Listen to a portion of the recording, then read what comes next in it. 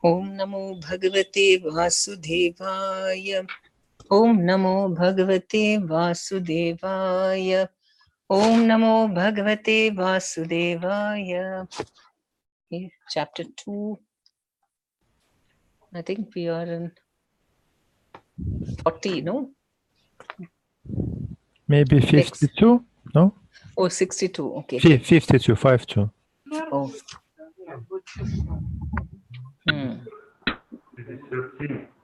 52, да, Шачная Прабху? Шачная Прабху says 57, I'm not sure. Вы уверен, да, что 57? У меня 52 написано. 57. Okay. Yeah. Yeah, it is 57. I've kept the mark. Okay. Ya sarvatra nabhishnehas tat tat prapya subhashubham nabhinandati nadvishti tasya prajna pratishtita. Вторая глава, стих 57. Тот, кто, живя в материальном мире, свободен от мирских привязанностей, кто не слишком радуется, когда с ним случается что-то хорошее, и не злится, когда случается что-то дурное, обладает совершенным знанием. Комментарий Шрилы Прабхупады. В материальном мире постоянно что-нибудь происходит, хорошее или плохое. Следует понимать, что тот, кого не беспокоят мирские события, кто одинаково реагирует на хорошее и плохое, уже развил в себе сознание Кришны. Пока мы находимся в этом мире, с нами в любой момент может случиться что-нибудь хорошее или плохое, поскольку материальный мир – это мир двойственности. Однако человек, обладающий сознанием Кришны, не беспокоит проявление двойственности, ибо все его мысли сосредоточены на Кришне, Всеблагом Абсолютном Господе. Тот, чье сознание поглощено Кришной, достигает высшей ступени духовного совершенства, которое на санскрите называется самадхи. Prabhu, can you read that note which has been put for 56 to 57? Answers the question, how does a spiritual person speak? Примечание. В стихах 56-57 есть ответ на вопрос. Как говорит человек, который находится на трансцендентном уровне?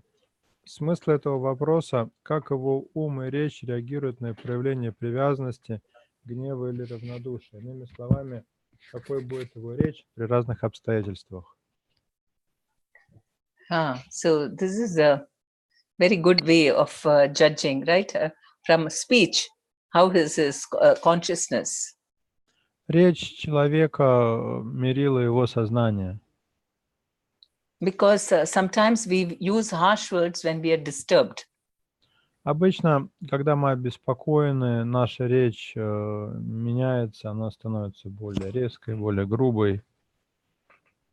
And so someone who is fixed in Krishna consciousness is always happy because it's complete shelter of Krishna. Человек, который утвердился в сознании Кришны, полностью счастлив, потому что он все время помнит о Кришне. So he knows that everything is controlled by him, so there is no need to get disturbed. Такой человек понимает, что Кришна все контролирует, поэтому ему не о чем беспокоиться. And so that is what he does not lament when he gets evil, or when he rejoices when he gets good, because he knows that everything is given by Krishna. Он не расстраивается, когда с ним случается что-то плохое, не радуется, когда происходит что-то хорошее, ибо он понимает, что Кришна все контролирует. So remembering Krishna means the mind becomes so peaceful. Когда человек помнит о Кришне, его ум успокаивается. All this, excitement, too much excitement is on the material platform. Слишком сильная возбужденность – это признак нахождения на материальном уровне. I mean, the physical excitement, I mean, the joy, the over happiness for some material sense gratification. Возбужденность — это слишком большое счастье или слишком большое стремление к материальным удовольствиям. And it makes us immediately forget about Krishna. Эти эмоции сразу же заставляют нас забыть о Кришне.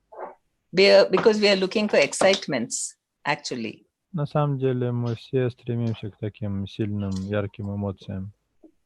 But if we get the excitement from loving Krishna, then all these other things will not seem very great. Но если мы научимся восхищаться чувством любви к Кришне, то тогда все мирские восхищения уже не будут нас так сильно привлекать.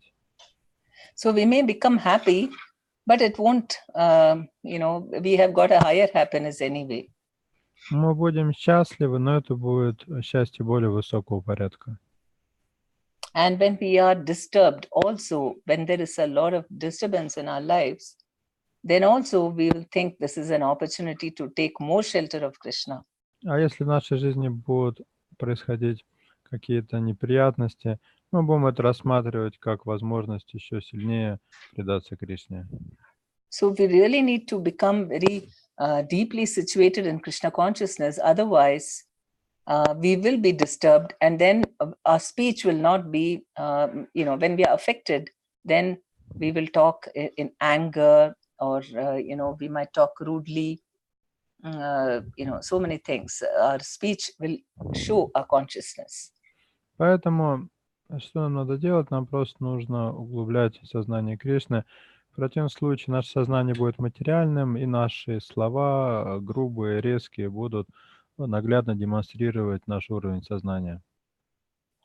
And here Prabhupada is saying that when we are, always thinking about Krishna, then we are in samadhi. Шрила Прабхупада заключает комментарий такими словами: тот, чье сознание поглощено Кришной, достигает высшей ступени совершенства, которая на санскрите называется самадхи. And the devotee gets the samadhi very easily by, active meditation, which is japa. Преданный легко достигает ступени самадхи с помощью активной медитации, то есть с помощью джапы. And we know how yogis struggle so much to come to the point of samadhi. Мы знаем, что даже йогам очень непросто достичь ступени самадхи. So the only solution is that's why we need to really, put all our effort in japa, so that our minds take shelter of Krishna completely. Но для того, чтобы достичь самадхи через джапу, нужно прилагать очень большие усилия, тоже, чтобы сосредоточить ум на Кришне. Any question on this? Yeah, so how is every day do we feel that we are progressing a little more in Krishna consciousness through the japa? Есть ли у вас ощущение, что благодаря чтению джапы вы каждый день хотя бы немного, но прогрессируете? If we want, then we can. Если вы захотите, то у вас будет, вы сможете это сделать. The only difficulty is we should be convinced that we want it very much. Самое главное, чтобы была убежденность и сильное желание. And we have to do it along with others so that our determination becomes stronger. Кроме того, лучше всего читать джапу вместе с другими, чтобы наша решимость крепла. And we need to discuss about our realization so that we become, more eager to improve our japa. Мы должны делиться своими впечатлениями о джапе. Это будет усиливать у нас желание ее читать. Because then we'll not be disturbed by anything. Anything unpleasant comes, somebody says nasty words, but then we just chant. We don't fight back. И тогда, если с нами будет что-то происходить нехорошее, кто-то будет нас оскорблять, мы не будем реагировать, а будем просто сосредоточены на святом имени. We can be very assertive also, but it will be in a very Krishna conscious way, not out of frustration. Или мы можем как-то реагировать, но это будет уже вызвано не разочарованием, а будет такая реакция в сознании Кришны. And so from this material attachment, we are very, very attached to material things. From there, we have to withdraw the mind and put it on Krishna. And that's the greatest battle. Что касается материальных привязанностей, а мы привязаны к очень многим материальным вещам, самая большая сложность заключается в том, чтобы отвлечь ум от них и перенаправить его на Кришну. After the gross attachments, then there are subtle attachments. Сначала мы избавляемся от грубых материальных привязанностей, потом от тонких. I think it was Vishwanath Chakravarti Thakur who said, how the symptom of first this thing, japa, is when you are really, the perfection of japa is when you can see the Supreme Lord face to face. По-моему, Вишванат Чакраварти Такур говорил, что совершенство джапы — это увидеть Господа лицом к лицу. And judged by that, we are far away from perfection. Если по этому критерию судить, мы, похоже, бесконечно далеки от совершенства. So we have to, and all the problems are there in our life only to push us, to go closer to Krishna. Все проблемы, которые у нас случаются в жизни, имеют единственную цель — подтолкнуть нас ближе к Кришне. So instead of getting upset about the problems and sitting and worrying about them, we should do the purpose for which the problems arose. Поэтому, чем сидеть и сокрушаться из-за проблем, лучше решить ту причину, по которой вообще эти проблемы у нас возникают. Then Krishna will solve our problems very fast. Тогда Кришна сам очень быстро эти проблемы наши решит. Because when we love Krishna, we don't need problems. We are always happy, and we're only thinking of Krishna. So we don't need the problems. Krishna won't give the problems. Если мы любим Кришну, если мы сосредоточены на нем, то у нас зачем нам посылать проблемы? У нас так будет все хорошо, мы будем счастливы. And that's why japa is so important. Вот почему джапа имеет такую большую важность. If we want all the people to advance very quickly, then we must get them all to come together and do japa. Если мы хотим, чтобы преданные очень быстро духовно развивались, нужно собирать их вместе и вместе читать джапу. And also to have some japa marathons or japa workshops where at least, for a few hours, everyone chants, and then there is some little, seminars on the importance of japa. Также проводить джапа-марафоны, когда все собираются вместе, читают несколько часов, и небольшая теоретическая часть, где рассказывается о важности джапы. Because all our spiritual advancement happens only because of japa, the fundamental, important. Если у нас есть какое-то духовное развитие, то оно исключительно благодаря джапе происходит. Это фундамент нашей духовной жизни. Any questions or comments? Если у вас какие-то вопросы или комментарии.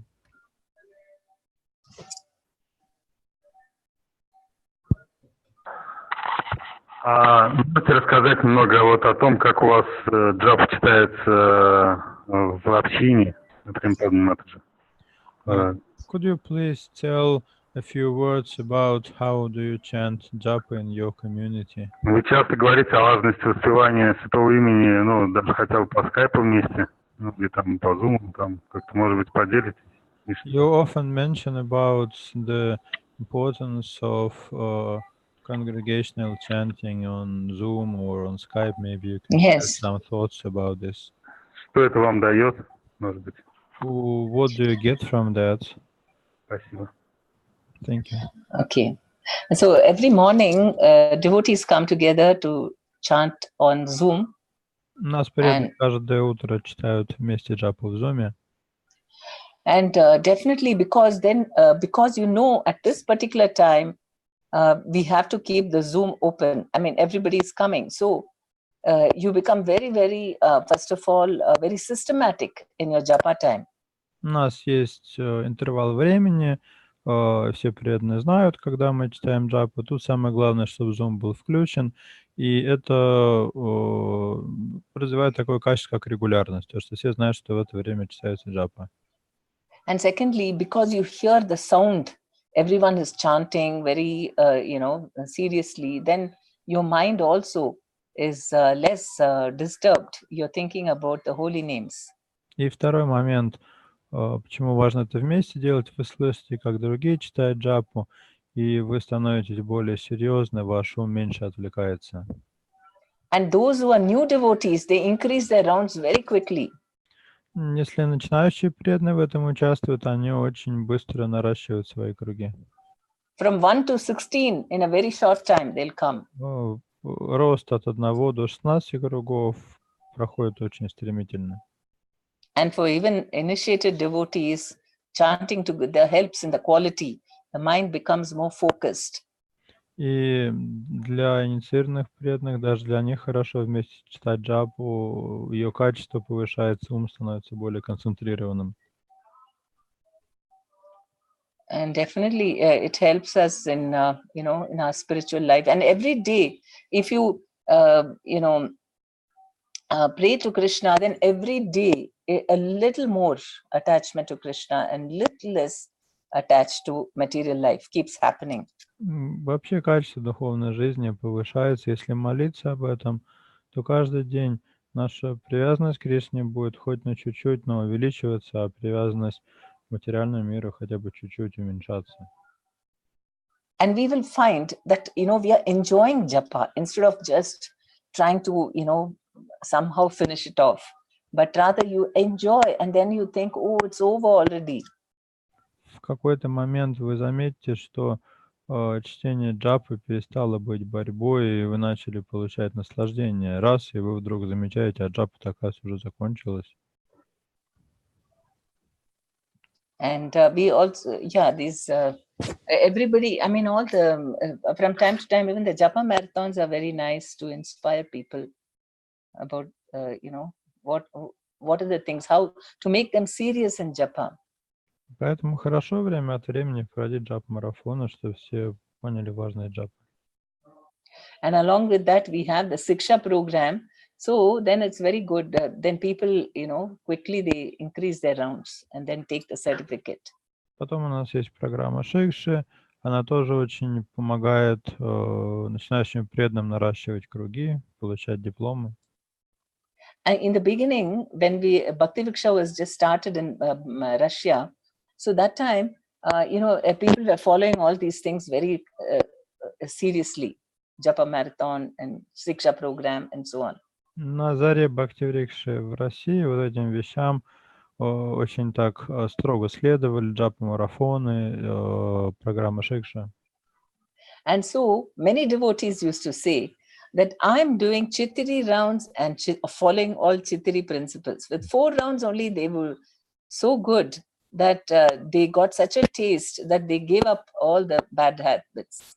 И не раз преданные говорили, я читаю 4 круга, если да, 4 принципа, то есть даже 4 кругов, вдохновение 4 кругов было достаточно, чтобы всему следовать.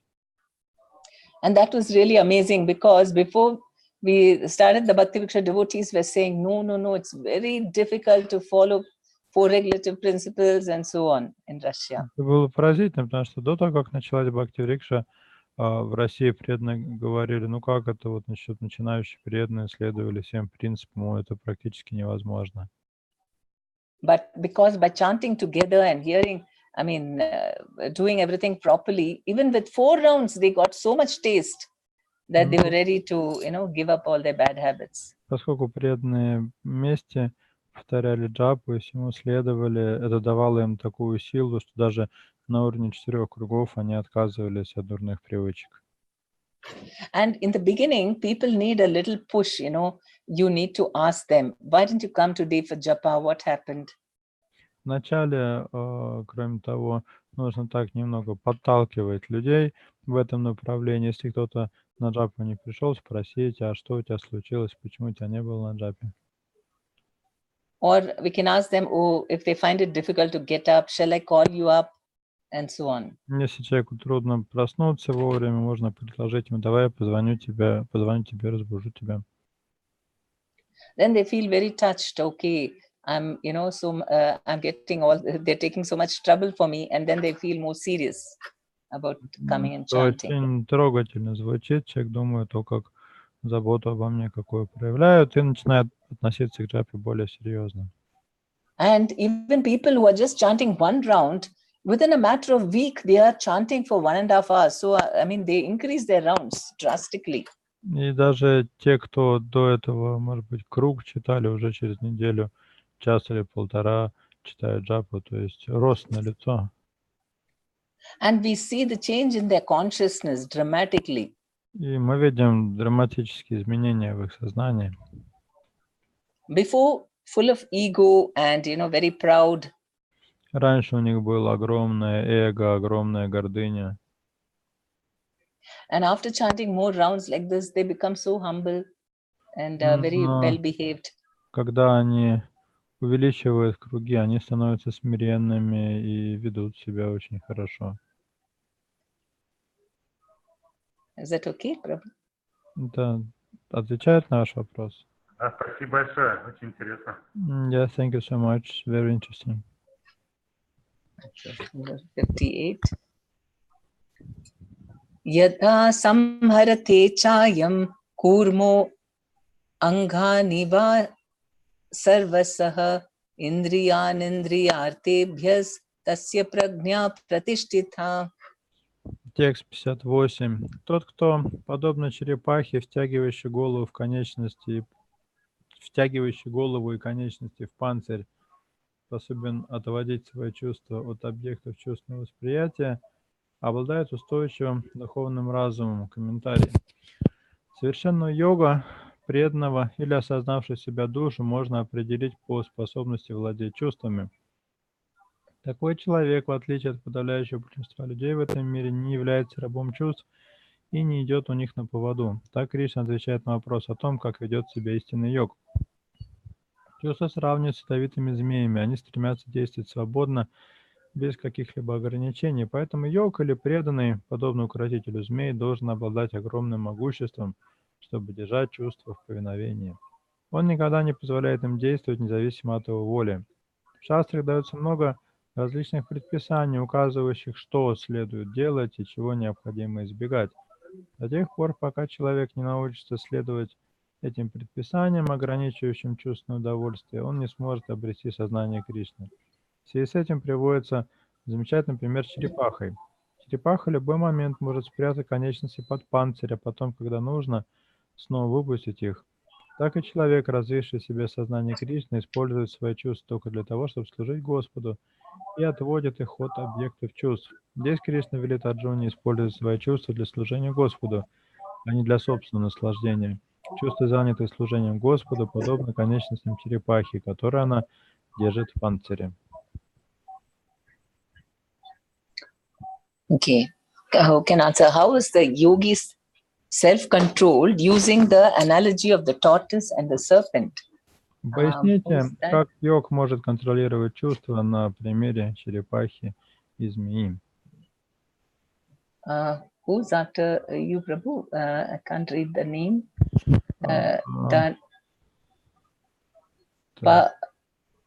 No. Владимир, no? No, before Sachitanya Prabhu. Галина. And after him. Okay. Галина Матаджи. Галина, можете ответить на этот вопрос? How is the yogi compared to, his control of senses compared to the snake and the tortoise? Давайте повторим пока вопрос. Поясните, как йог может контролировать свои чувства на примере черепахи и змеи. Харе Кришна. Харе Кришна. Йог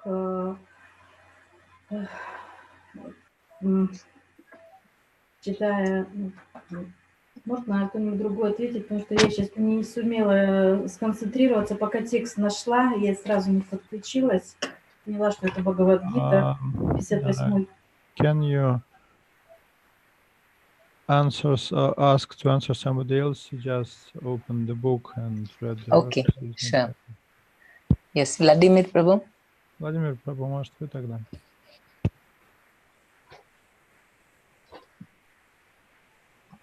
What is compared to the snakes? Chaitanya Prabhu says he is driving. Oh, okay. Dayal Prabhu? Dale Prabhu.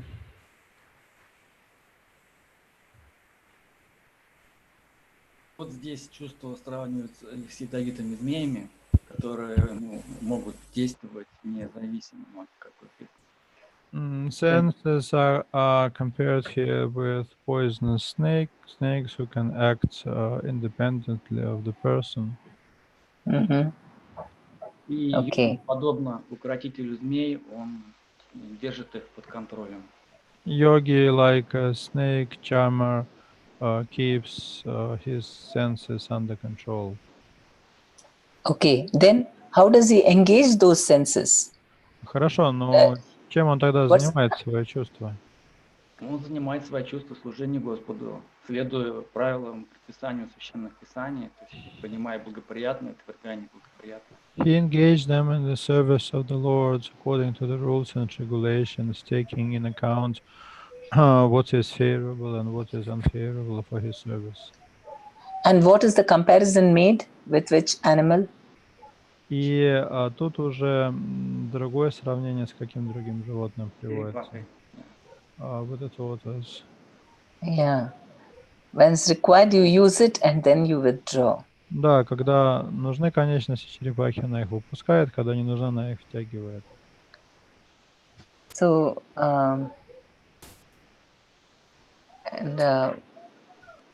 so Prabhupada says, keeping the senses always in the service of the Lord, then you get, we can keep the senses within and only use it. So we have to keep serving the Lord, then we get the control over the senses. We can withdraw it and then use it when we want. Шрила Прабхупада пишет здесь, что человек, развивший в себе сознание Кришны, использует свои чувства только для того, чтобы служить Господу, и отводит их от объектов чувств. То есть, когда нужно служение, он эти чувства использует, когда они не требуют служения, он их не использует. And so we see this how, especially with the relationship between men and women, in Krishna consciousness, there are high standards. Это особенно актуально для отношений между полами. Мы знаем, что в сознании Кришны довольно высокие стандарты в этом отношении. So in the beginning, it seems like impossible. How can you do all these things? Not first of all, keeping it to one marriage, and within that also you are self-controlled and restricted. Вначале кажется, это вообще нереально ограничиваться отношениями вообще с одной женщиной, а дальше даже в браке тоже ограничивать свои отношения. But if you forcibly stop things, then it will be very frustrating. Если просто принудительно что-то остановить, это приведет к разочарованию. So that's why we have to increase our devotional services, and then gradually we'll be getting a higher taste, and so we can overcome. Вот почему нужно наращивать преданное служение. Будет в результате развиваться духовный вкус, и постепенно мы сможем отказаться от чувственных удовольствий.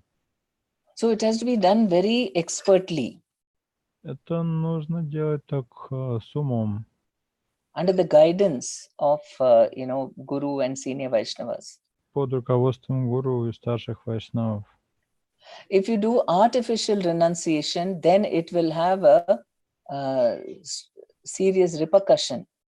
Если же прибегнуть к псевдоотречению, то это будет иметь серьезные последствия.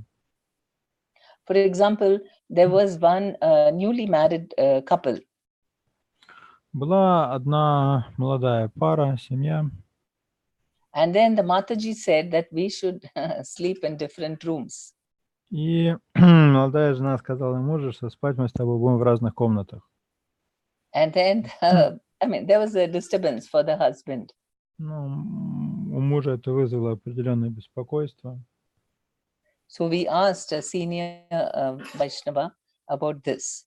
И мы обратились к одному старшему вайшнаву за A советом sannyasi, относительно этой ситуации. Это был саньяси, guru, yeah. гуру. And he said that, see, you should not artificially do like that. Он сказал, смотрите, не нужно вот искусственно как-то все эти вещи делать. Because, it is natural. The senses want sense gratification, and that's why they got married. То, что чувства требуют удовольствия, это естественно, собственно, для этого эти люди-то и поженились. So within that, there are steps how to progress. Есть определенные ступени, этот прогресс, он выглядит ступенчато. And simultaneously, you're doing devotional activities together, then you can, keep progressing in your, then you come to the higher standard. Если параллельно вы будете вместе заниматься преданным служением, вы будете прогрессировать и в какой-то момент подниметесь уже до высоких стандартов. So without doing proper devotional service, we cannot say, oh, I will, just become very detached and by controlling my senses. Поэтому, если мы надлежащим образом не заняты преданным служением, наивно полагать, что просто каким-то вот таким усилием воли мы сможем подчинить себе чувства. Then what will happen is, if the senses are artificially controlled, then as soon as there is a chance for sense gratification, it will just leap and take the, opportunity. Что произойдет, если чувства таким искусственным образом удерживать от удовольствия, то как только у них появится какой-то шанс для удовольствия, они сразу же им воспользуются. So that's why in Grahastha marriages and ISKCON, we should have husband and wife doing together all the spiritual activities. Вот почему семейным преданным в ISKCON очень важно вместе заниматься какой-то духовной деятельностью. Then, it will gradually become better and better. Their quality of relationship will keep progressing. И тогда качество их отношений будет становиться все выше и выше. Then they'll be able to follow all the high standards. И в какой-то момент они смогут следовать высокому стандарту. And they'll get very nice Krishna conscious children. И у них будут очень хорошие дети сознания Кришны. So they need, counseling for this. Для того, чтобы все это случилось, их кто-то должен консультировать по этим вопросам. Otherwise, people are really struggling with this principle. We don't know what's happening, but they are. Потому что в противном случае соблюдение этого принципа будет вызывать у людей большие проблемы. Им дается это с трудом. Мы можем не знать об этом, но это действительно так. Either they don't progress enough in their spiritual life by becoming more attached materially, or they don't know how to apply this principle and they are frustrated. Либо они не будут особо духовно прогрессировать из-за материальных привязанностей, либо они просто не будут знать, как этот принцип применять, и это закончится разочарованием в духовной жизни. And many marriages suffer. So many things happen. Then it goes to divorce. От этого страдают очень многие браки, какие-то нехорошие вещи случаются, разводы. So this example is very nice. The senses will act loosely like snakes, and gradually we should be like a snake charmer and bring them under control.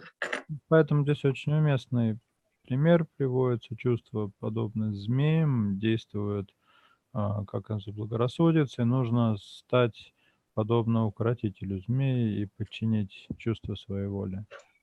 And then he can act like a tortoise. И когда человек обуздал таким образом чувства, дальше он может уже как черепаха себя вести. Yes, any questions or comments? Есть ли вопросы или комментарии?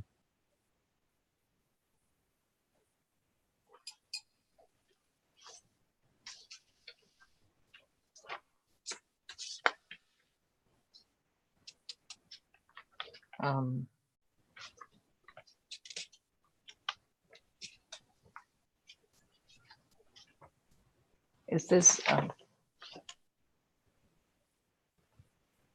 So are we ready? I mean, the practical application is, are we greedy to get more and more higher taste of spiritual happiness and Krishna consciousness?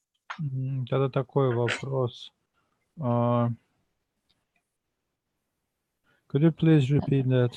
Are we greedy to get more and more higher happiness and Krishna consciousness? Если у нас страстное желание чувствовать все большее счастье в сознании Кришны, we would rather have that material happiness becomes better because of my Krishna consciousness. Или же благодаря сознанию Кришны мы начинаем чувствовать больше материального счастья. But material happiness also will come only when we have, when we're progressive in spiritual life, getting more and more spiritual happiness. На самом деле больше материального счастья будет только в том случае, если у нас есть какой-то прогресс в духовной жизни. So we have to inspire ourselves to want, to be greedy. Yes, I want more spiritual happiness. Поэтому надо вдохновлять себя и развивать в себе страстное желание к тому, чтобы чувствовать все больше и больше духовного счастья. We should not get into a comfort zone. Okay, everything is happening now, enough. I don't want more than this. This is more than enough. Не надо оставаться в зоне комфорта и думать, ну, я вполне доволен тем счастьем, которое есть, мне больше ничего не нужно. Then we get upset if devotees ask us to do more and more, Если мы services. находимся в таком настроении, то когда преданные будут просить нас взять на себя еще какое-то служение, мы будем расстраиваться из-за этого. Or they're asking us, please, let's chant together and improve our chanting. Then we say, why? I'm quite comfortable as I am. Или когда будут нам говорить, давайте вместе джапу почитаем, давайте работать над качеством джапы, вы скажете, зачем мне это нужно? Я вполне доволен тем, что есть. Or if somebody comes and tells us, see, please overcome this, fault, some anartha of ours. They come and try to help us, and then we get very upset. First of all, I'm doing so much and you're not even appreciating what I'm doing. Или кто-нибудь придет к вам и скажет, смотри, у тебя есть такой-то и такой-то недостаток, давай поможем тебе от него избавиться. А вы ему ответите, да посмотрите, сколько я всего делаю, что вы ко мне привязались. But if we are greedy to get the spiritual happiness, we'll be very happy to find if somebody is helping us, very good. Oh, these are my faults. I'll remove them. I want happiness. Если у вас есть это страстное стремление к духовному счастью, то когда вам кто-нибудь укажет на ваши недостатки, вы очень обрадуетесь, скажете, как хорошо, что ты мне указала недостаток. Я как раз хотела избавиться от своих недостатков. Yes. Dayal Prabhu, anything else you want to say? Даял Прабху, что-то хотите добавить к этому? Ну да, так оно и есть. В общем-то, по мере того, как мы прогрессируем в сознании Кришны, даже какие-то наши материальные желания, они исполняются и наилучшим образом. И мы, в принципе, уже не считаем их какими-то значимыми, потому что духовное счастье, оно показывает нам, что все материальные удовольствия, они как бы пустые, они как бы, незначительные, и мало того, что они приводят просто к страданиям, и наращивать как бы духовный вкус – это наша единственная цель, наше единственное страстное желание. Yes, that's true, because when we progress in Krishna consciousness, Krishna arranged that some of our material desires fulfill, but we are not getting attached to that because we get realization that material happiness is nothing compared to spiritual happiness. So no need to increase our material desires to get happiness. Mm-hmm. Oh, very nice. Nice realization. Очень хорошее понимание. Okay, we'll go to 59. Vishaya vinivartante Niraharasya dehina rasavarjam rasopyasya param drishtva nivartate. Текст 59. Даже воздерживаясь от чувственных удовольствий, воплощенная в теле душа сохраняет вкус к ним. Но, познав более возвышенный вкус, она утрачивает интерес к объектам чувств, доставляющим наслаждение, и утверждается в духовном сознании. Комментарий. До тех пор, пока человек не достигнет духовного уровня, он не сможет полностью отказаться от чувственных удовольствий.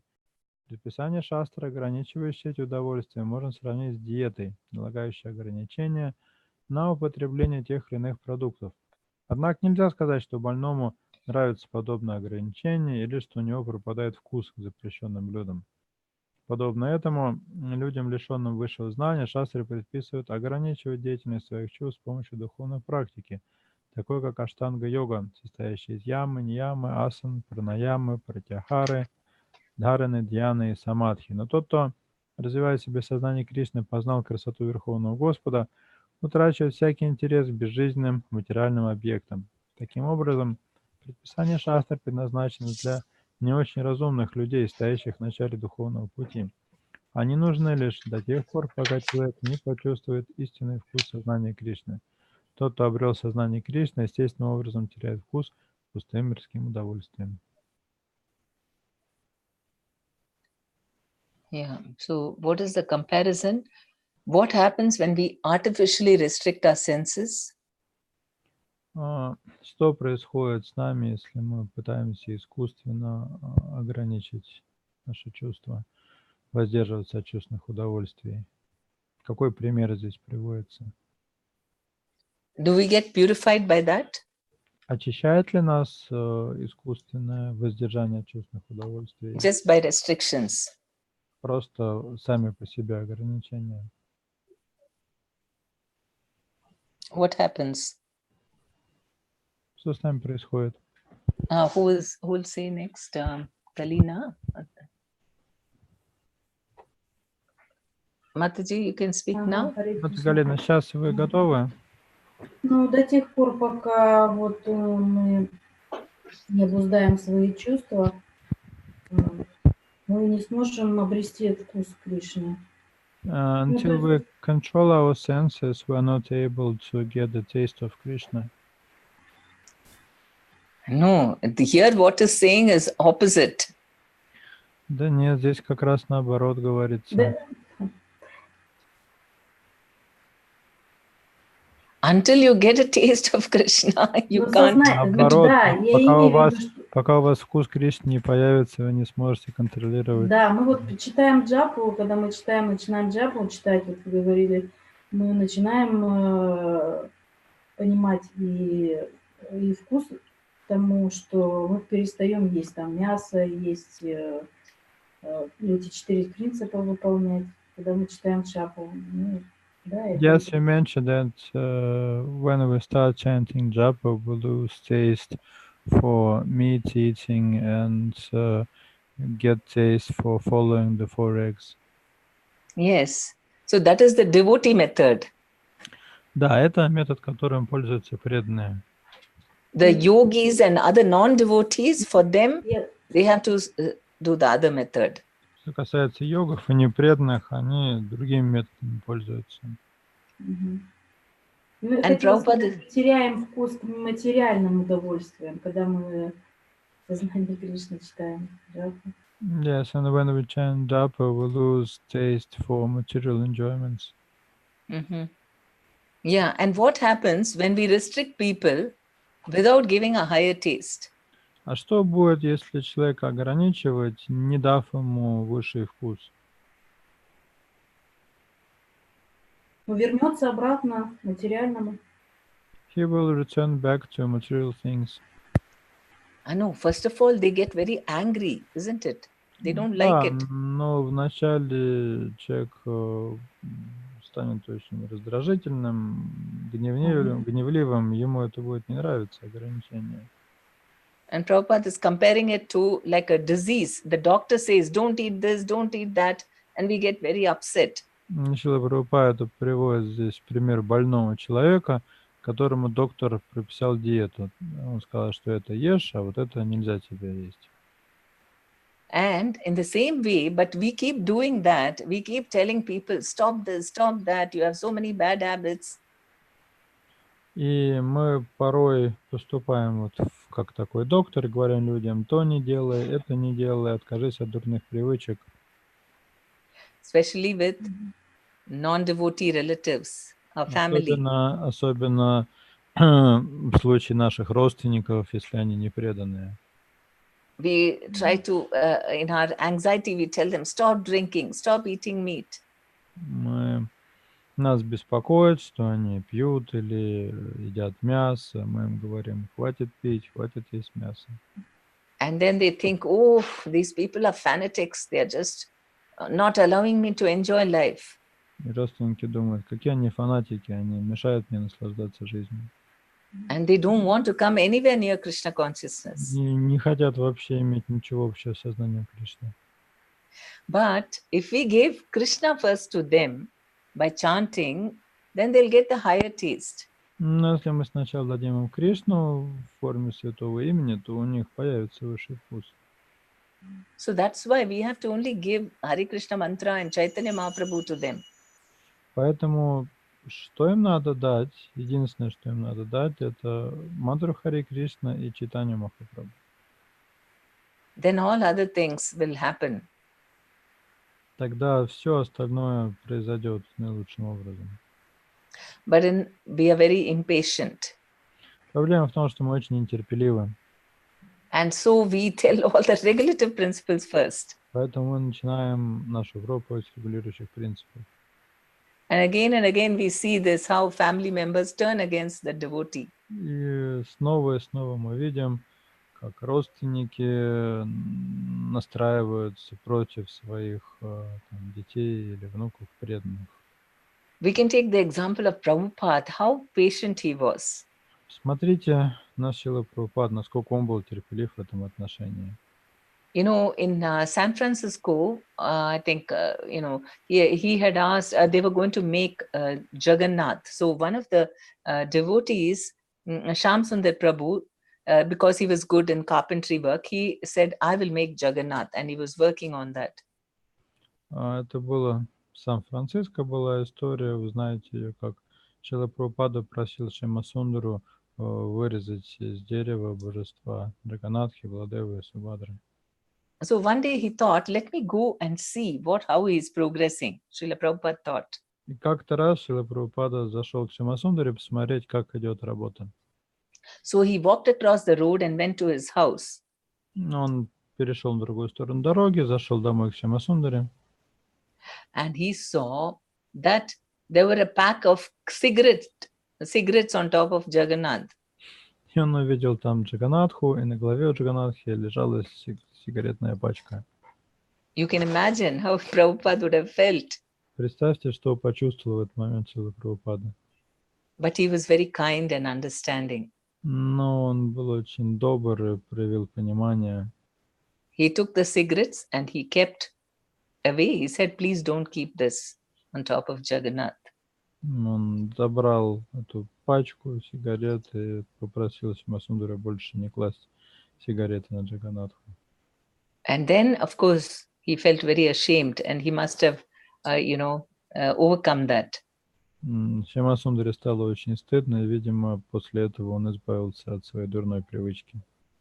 It's really amazing how Prabhupada converted all those people who were steeped in all this breaking four regulative principles. Вообще удивительно, как Шрила Прабхупада сделал преданными людей, которые были бесконечно далеки от всех 4 регулирующих принципов. And many times they didn't even know about this until they got initiated. Бывало, что они только после инициации узнавали, что нужно чему-то следовать. But by getting a higher taste, then they were ready. It was a shock, but then they were ready to give it up because they loved Prabhupada so much. Для них это было шоком, но поскольку они очень любили Шрилу Прабхупаду, у них был высший вкус, им удавалось это сделать. And that's why relationship is so important. Вот почему отношения так важны. if we become, very nice relationship with people, either in the Bhakti Vrikshas or, with other non-devotees, we're very caring, then we have a nice relationship, then slowly they'll listen to whatever we say. Если у нас завяжутся хорошие отношения с участниками Бхакти-врикши или с непреданными, эти отношения будут развиваться, то потихонечку люди начнут прислушиваться к тому, что мы им говорим. Imagine, Westerners were never used to paying obeisances. Но, например, в западном мире кланяться вообще не принято. So some devotees never used to pay obeisances in the beginning. Поэтому вначале некоторые преданные не кланялись. And that is one person, such person was Gargamuni Prabhu. Один из таких преданных был Гаргамуни Прабhu. And in the Leelamrita, he mentions, or I don't know, I've heard him saying, he said that everyone was paying obeisances and I was not paying obeisances because I didn't feel like. Он по этому поводу вспоминал, что все кланялись, один я не кланялся, потому что мне не хотелось. But then one day he asked Prabhupada, I don't feel like paying obeisances. Should I pay obeisances? И однажды он спросил Шрилу Прабхупаду, мне что-то не нравится кланяться, вообще надо ли мне кланяться? And Prabhupada said, you pay obeisances and then you will feel like paying obeisances. Он говорит, тебе не хочется кланяться, ты же не пробовал, ты попробуй кланяться, и может тебе понравится. And so then Gargamuni Prabhu paid obeisances and he felt very nice. Then he wanted to do it. Гаргамуни Прабху поклонился, ему действительно понравилось, с тех пор он стал кланяться. But Prabhupada waited till he himself asked the question. Но что интересно, Шрила Прабхупада ничего ему не говорил, пока тот сам не поднял эту тему. He didn't impose anything on all of them. Он никому из них ничего не навязывал. So that's the thing. Then they were ready. I mean, it's really amazing. None of his god brothers were able to make people follow 4 regulative principles in the Western world. То, что Шрила Прабхупада сделал, это вообще удивительно, потому что никому из его духовных братьев не удалось вдохновить хотя бы одного человека на Западе следовать регулирующим принципам. So Prabhupada is actually following all the principles of the Bhagavad Gita in converting them. Шрила Прабхупада — это живое олицетворение принципов Бхагавад-гиты, и тот факт, что он обращал людей в преданных, это подтверждает.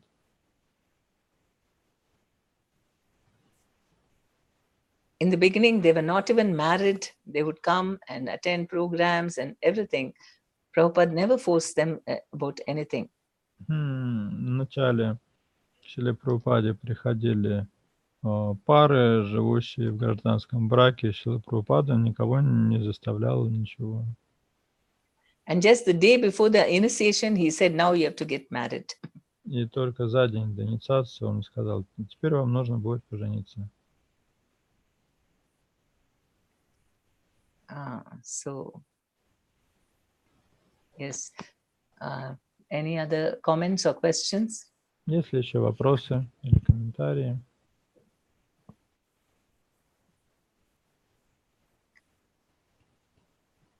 Okay, we can go to text 60.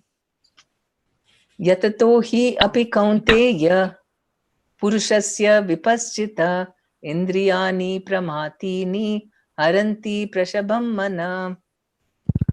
Текст 60. Чувства так могущественны и напористы у Арджуны, что способны силой увлечь за собой ум даже того, кто владеет духовным знанием, старается обуздать их. Комментарий. Многие мудрецы, философы и йоги пытаются обуздать чувства, но, несмотря на все усилия, даже величайшие из них иногда, потеряв контроль над умом, становятся жертвой чувств и прельщаются мирскими удовольствиями. Так Вишвамитра, великий мудрец, достигший совершенства йог-мистик, был соблазнен Менакой, хотя и пытался подчинить себе чувства, предаваясь медитации и суровой аскезе. История знает немало рода. Очевидно, что тому, кто не обладает сознанием Кришны, чрезвычайно трудно совладать с умом и чувствами. Если ум не сосредоточен на Кришне, его невозможно удержать от материальных мыслей, Это подтверждает Шри Ямуначарья, великий святой и преданный Господа. Ядавадхи мамачета Кришна Падаравинде Нава Нава Раса Дхамань Удьятам Рантумасит. Тад Авадхи Бата Нарисангаме Смарьямане Бавати Мукх Викараха Сушту Ништхиванамча. С тех пор, как мой ум погрузился в служение лотосным стопам Господа Кришны, я испытываю всевозрастающую духовную радость, и при одной мысли о близости женщины мое лицо искажается в отвращении, я сплевываю. Знание Кришны приносит такую огромную духовную радость, что по сравнению с ней мирские удовольствия кажутся безвкусными и даже противными. Человек, обладающий сознанием Кришны, подобен тому, кто утолил голод, съев много вкусной и питательной пищи. Махараджа Амбариш одержал верх над великим йогом Дурвасой Муни просто потому, что ум царя был поглощен сознанием Кришны. Саваймана Кришна Падара Виндайор Вачамши Вайкунха Гунану Варнане. Okay. I forgot to, there is a note in the, for verses 58 and 59. Can you read about how does it, it means, how does it, yeah. Мы пропустили примечание к стихам 58-59. В них дается ответ на вопрос, каким образом ведет себя трансценденталист. Здесь имеется в виду, каким образом он не вовлекает в деятельность свои чувства, в каком состоянии ума он пребывает, когда его чувства не привязаны ни к каким объектам. Yes, because when we are restless, we are not able to sit. We want to, we are busy trying to get, or even the mind is agitated, but a person who can control his senses can sit very peacefully. Когда ум человека беспокоен, даже сидеть спокойно не может, он будет все время ерзать, в то время как признаком контроля ума является то, что человек сидит спокойно. Okay, so text it now.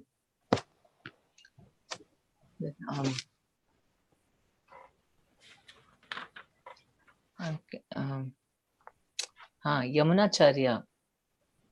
Yamunacharya is very significant because he was actually, first a very great king. Пример Ямуначарьи важен, потому что он в свое время был могущественным царем. Actually, his life is very, very interesting. Вообще история его жизни очень интересна. When he was a small boy, then he was staying in his Gurukul of his guru. Когда он был ребенком, он учился в Гурукуле. And there's one day there was the Raj Guru, the guru belonging to the king of that place, who was very, very puffed up and very arrogant. Однажды приехал Радж-гуру, или гуру царя. Гуру был с таким чувством собственного достоинства, очень гордый собой. And he made a rule that all other sadhus should give him some money because he is the head guru, because he's a Raj Guru. Ввел такое правило, что все другие гуру должны ему сдавать деньги, потому что он самый главный гуру, Радж-гуру. So one day he had come to collect, money from this Yamunacharya's guru. He had come to the ashram. И вот однажды он пришел к ним в ашрам собрать деньги с гуру Ямуначарьи. And then what happened? The guru was not there. And so Yamunacharya, as a young boy, he said, no, why should we give money? I will not give you any money. Гуру в тот момент в ашраме не было. Гость встретил Ямуначарья и сказал ему: деньги? Какие деньги? Я не собираюсь тебе платить никакие деньги. So then that Raj Guru, he said, then you will have to face a debate with me and defeat me. Then you don't have to pay the tax. Рaj Guru сказал: хорошо, тогда я вызываю тебя на дебаты. Если ты победишь, тогда я, освобожу тебя от уплаты этих взносов. So young Yamunacharya, he took the challenge. He said, okay, I'm ready to debate with you. Юный Ямуначарья принял этот вызов. So the debate happened right in front of the king and the queen and all the, the ministers and all the public. Дебаты проходили в присутствии царя, царицы, всех министров и широкой общественности. So the queen, she was very happy to see that this young boy was challenging the Rajguru. Царица была в восторге от того, что маленький мальчик бросил вызов Раджгуру. Because the queen didn't like, she thought that the Rajguru was too puffed up. Потому что она недолюбливала Раджгуру, считала, что он слишком горд. But the king liked him. А царю он как раз нравился. So the queen told that I bet, that this boy will only defeat this Rajguru. Царица сказала, я ставлю на то, что победит мальчик. So the king said, what if he doesn't defeat? Царь сказал, а если нет? Then the queen said, I'm ready to become a maidservant, give up my position as a queen and become a maidservant. Она сказала, а если он не победит, тогда я отрекусь от царства и стану служанкой. Then she asked the king, what if the Rajguru loses? What will you do? И она спросила царя, а что ты сделаешь, если проиграет Раджгуру? And then he said, I'll give half my kingdom to, the boy if he wins. Он сказал, если мальчик победит, я отдам ему половину царства. So then what happened? The Rajguru told the boy, you ask the questions. Дальше события разворачивались так. Раджгуру говорит мальчику, ну давай, задавай мне свои вопросы. So the boy first asked, you have to refute what I'm telling. That is, you have to prove wrong whatever I'm saying. Мальчик говорит, я буду сейчас проводить утверждения, а ты должен их опровергать. So I'm saying that the queen is a very chaste lady. Итак, мое первое утверждение. Царица очень целомудренная женщина. So the guru had to prove that the queen is actually unchaste. Раджгуру пришлось доказывать обратное. And then this Rajguru was very angry. First of all, he had to say how she's unchaste, but anyway, she was not unchaste, so he didn't know how to do that. И Раджгуру пришел в ярость, потому что ему нужно было доказывать наоборот, что царица не целомудренная. Но проблема была в том, что она была целомудренная, и он не знал, как обосновать свои утверждения. If he proved it also, then he'll be in trouble. Потому что если бы у него была какая-то информация о том, что они целомудренные, он навлек бы на свою голову проблемы. So he told the boy, okay, you say. После этого он... he told the boy, you say? No, you tell the answer. The Rajguru said, you give the answer. И потом он говорит мальчику, ну ладно, теперь ты сам можешь опровергнуть свои же собственные слова. So the young boy, Yamunacharya, he was very learned in the Shastras. Юный Ямуначарья был очень сведущ в шастрах. So he said, the king is considered the representative of God. Он сказал, царь считается представителем Бога. And so all the devatas who are residing in Krishna are also residing in the king. Поэтому все полубоги, которые находятся в теле Кришны, также присутствуют в теле царя. So the queen is married to so many people. Получается, что у царицы очень много мужей. So she is unchaste. Поэтому она не целомудренная. So then everybody clapped their hands and, so happy that this boy had given such a wonderful answer. Все были в полном восторге. Зал разразился овациями. Все говорили, как мальчик хорошо ответил. Then the boy asked another question. И тогда юный Ямуначарья задал второе утверждение. So I'm saying that the queen is not barren. Barren, means without a child. I know. Я утверждаю, что царица не является бесплодной. So the Rajguru had to prove that she is barren without any child. И Раджгуру пришлось тогда доказывать, что царица бесплодна. But the queen had one son. Но дело в том, что у царицы был сын. So the Rajguru did not know the answer. И Раджгуру не знал правильный ответ. And Yamunacharya, he quoted the Shastras and he said, according to Shastras, if a woman has got only one child, she is considered as barren. И когда пришла очередь Яманачарьи отвечать на собственный же аргумент, он сказал, что согласно шастрам, если у женщины всего один ребенок, она считается бездетной. So then, again, the queen was very, very happy. But then one more question, I forget right now what question he asked. But in the third question also, he defeated the Rajguru. Царице очень понравилось. Там еще был третий аргумент. Я вот сейчас не могу вспомнить какой, но суть в том, что Яманачарья в итоге на голову разбил Раджгуру.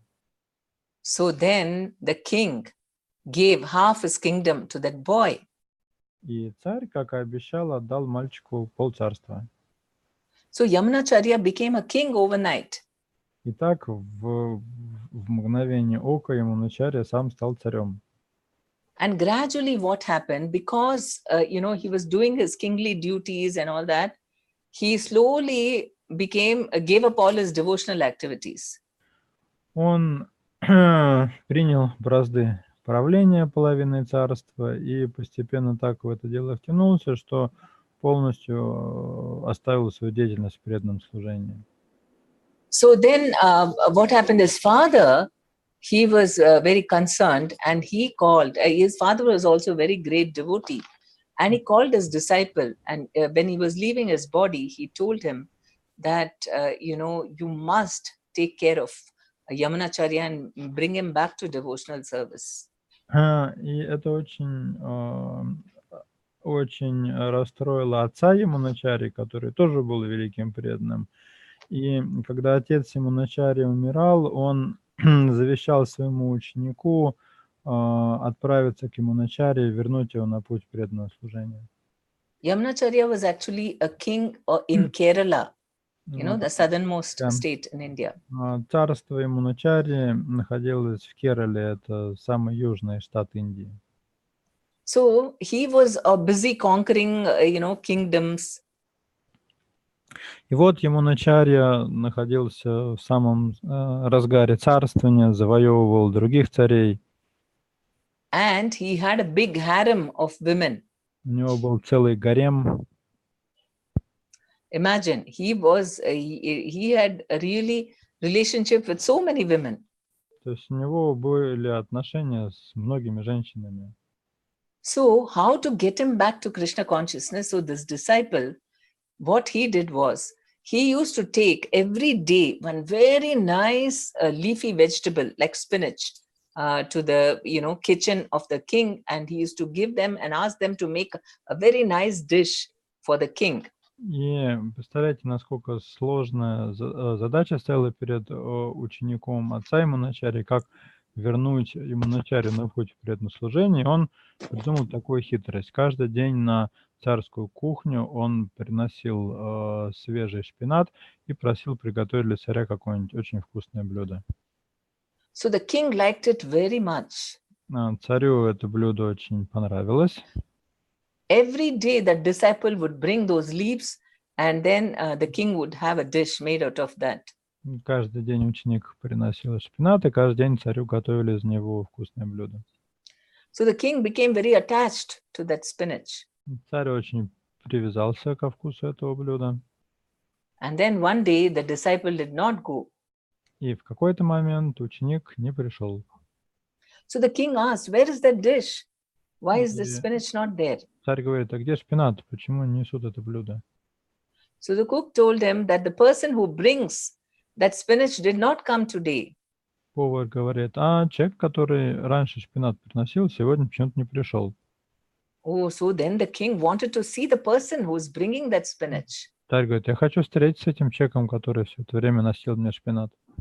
So this was the disciples' trick to get an audience with the king. Это был такой трюк ученика его отца, чтобы встретиться с царем. So when he met the king, he told him that your father has left a lot of treasures for you. И когда он встретился с Яманачарьей, он сказал: твой отец умер, но он оставил для тебя несметное сокровище. So then the king said, really, okay, because he was in the midst of a war and he needed a lot of money. Яманачарья очень обрадовался, потому что он как раз вел войну, и ему очень нужны были деньги. But then the disciple said that in order to get the treasure, you'll have to come alone, not with your army and soldiers, anyone. Alone you have to come. Ученик сказал, чтобы получить это сокровище, должен прийти один, без войска, без всего. And we have to go walking for that. Мы пойдем туда пешком. So he agreed and he went along with his disciple. Яманачарья согласился, и они отправились вдвоем. And every day they would sit and, this disciple would read Bhagavad Gita to him. Шли они много дней, каждый день, когда они делали привал, ученик читал Бхагавад-гиту. And gradually Yamunacharya remembered his childhood where he had learned all these things. И постепенно память стала возвращаться к Яманачарье. Он вспомнил, что в детстве он все это изучал.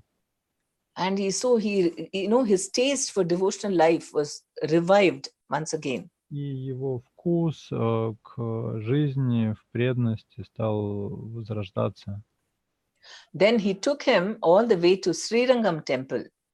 И ученик его отца заставил пешком его пройти весь путь до храма Ранганатхи. Yeah, and he showed him Lord Ranganatha, this is the treasure that your father has given for you. Он показал ему Господа Ранганатхи и сказал, смотри, какое сокровище отец тебе оставил. And Yamunacharya started crying. He said, Яманачарья how I've wasted my life. зарыдал, на что я потратил всю свою жизнь. So he gave up his kingdom and he joined the temple. Он отрекся от царства и ушел жить в храм. And these words which Prabhupada mentions have been told after he joined the temple. He's saying, now my mind is engaged in the service of Lord Krishna, and so much happiness I'm getting, and I'm thinking of my past life. I feel like spitting. И вот эта цитата Яманачарьи, которая здесь приводит Шрила Прабхупада, эти слова как раз Яманачарья произнес, когда он ушел жить в храм. С тех пор, как мой ум погрузился в служение лотосным стопам Господа Кришны, я испытываю всевозрастающую духовную радость, и при одной мысли о близости женщины лицо мое искажается, в отвращении я сплевываю. So Prabhupada is saying, Krishna consciousness is such a transcendently nice thing that automatically material enjoyment becomes distasteful. Прабхупада продолжает. Сознание Кришны приносит такую огромную духовную радость, что по сравнению с ней мирские удовольствия кажутся безвкусными и даже противными. Imagine, Yamunacharya gave up his kingdom, everything, his wealth, and then all the material enjoyment. Представьте себе, Яманачарья отказался от царства, от всех мирских удовольствий. Of course, it's not that everyone has to give up and become a sannyasi. Ну, конечно, это не означает, что мы должны от всего отказаться и принять саньясу. But we can try to become more like the tortoise. Мы, по крайней мере, можем стремиться к поведению черепахи. We use the senses for sense gratification when it's required, and then we withdraw the senses. Использовать чувства для чувственных удовольствий, когда это необходимо, а в остальное время втягивать их в панцирь. So, by eating prashadam, we are able to control our tongue. Прасад позволяет нам держать в узде язык. And like this, by chanting and reading also, we stop reading all mundane things or watching mundane things. We get a higher taste reading spiritual things. Что касается чтения и просмотра, то лучше отказаться от чтения и просмотра мирских вещей и посвятить себя духовным вещам. Then we start associating intimately only with devotees. И тогда у нас будут близкие отношения только с преданными. So all these things and then other rules and all we can easily follow because of, loving Krishna. И тогда у нас разовьется любовь к Кришне, нам будет несложно следовать тем правилам и предписаниям. And most of the people on this earth, even among Indians, they are not able to follow such high standards. Большинство людей в мире, даже включая индусов, не способны следовать таким высоким стандартам. And they're very surprised. How come in ISKCON people are following such high standards? Они вообще в шоке, как преданные в ИСККОН следуют таким высоким стандартам. And we know the magic of Hare Krishna mantra and Chaitanya Mahaprabhu. Right? Так они осознают волшебство мантры Харе Кришны и читания Махапрабху. And Srila Prabhupada. И Шрила Прабхупада. He is the modern day Acharya for the whole world. Он современный ачарья для всего мира. Yeah. Okay. So that's the thing. So the question, practical question is. Мы должны заканчивать, дорогие преданные. Сачитанай Прабhu reminds that we are out of our Time. time. Okay. Okay. Hare Krishna. That's it. Thank you very much, Према Падмини Матаджи. Мы очень Huh? встречи с вами в следующей неделе, во вторник. We are eagerly waiting for another meeting with you next Tuesday. Okay. Thank you. Hare Krishna. Srila Gurudev ki jai, Srila Prabhupada ki jai, Srimad Bhagavad Gita, Granth Raj ki jai. Падмини, да. Харе Кришна, спасибо большое.